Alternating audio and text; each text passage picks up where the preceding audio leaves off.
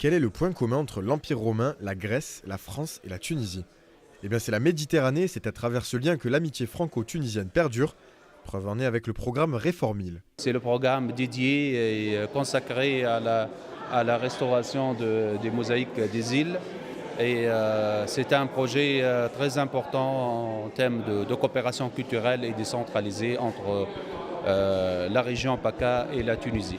Un programme qui a pour but de rapprocher les peuples à travers leurs points communs. C'est toujours un plaisir que de recevoir des consuls, d'autant plus quand il s'agit de mettre en avant notre culture commune, notre culture gréco-romaine. Nous arrivons à créer une synergie pour garder notre patrimoine. Le projet consiste en deux axes majeurs.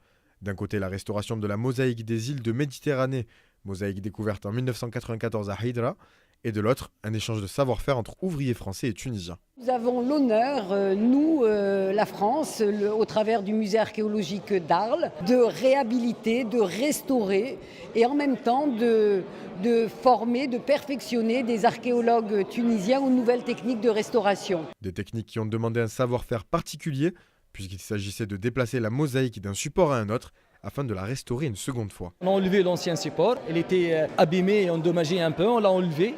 Puis on a commencé à mettre le nouveau support, on a fait une couche qui est en contact direct avec le support, c'est qu'on l'appelle le filit.